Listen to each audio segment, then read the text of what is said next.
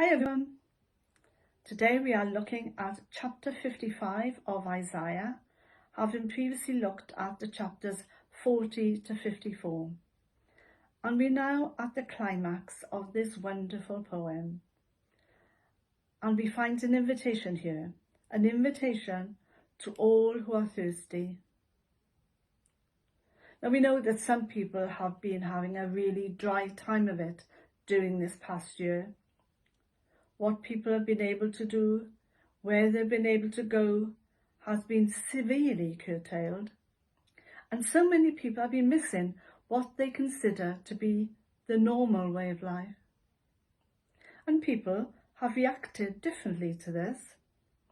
Some people have been busier because of what they do during this pandemic. But some have been able to take life at a slower pace and maybe consider what is important in their lives.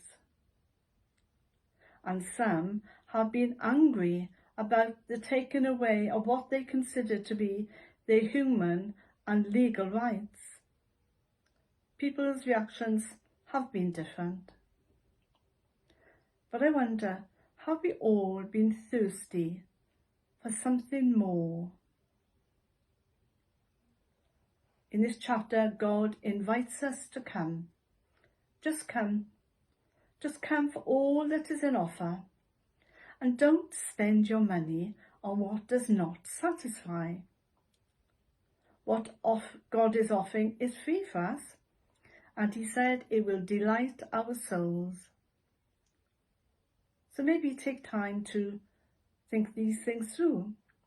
Take time to be quiet, really quiet, and listen to that small voice that encourages us. For we are encouraged to listen carefully, to take note of all the things that we've really been looking for. Because God is near. He is near to all of us, and just because we don't always hear his voice doesn't mean that he's not here. Because the thing is, God won't force himself on us. He is to be sought. He is to be found. He is to be called upon. And we also have a part in this relationship. It can't all be one way. Give ear and come to me, God says in verse 3. Hear me, that your soul may live.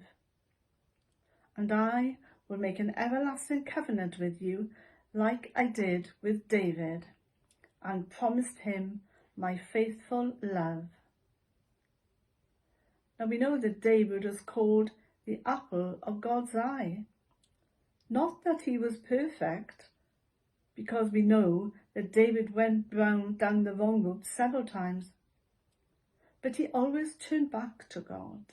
He asked for forgiveness and made sure that he maintained that loving relationship with him.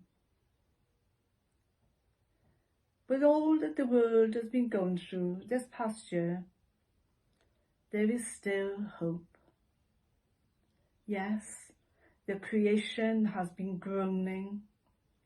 It has been groaning through pain, through loss, through change, through environmental issues, through climate change, through disasters. Do we, however, have hope that we can help to put things right? If not completely right, then well on his way towards it. Because of Jesus' death and resurrection, do we have hope that bad things will not always prevail? And can we take God's invitation to come and to listen and to look forward to a new heaven and a new earth, where the river of the water of life flows out and quenches all our thirst?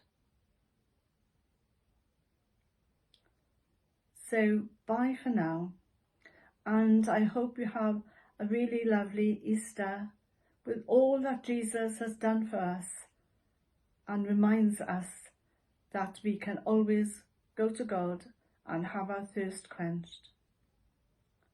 I hope to see you next week. Bye for now.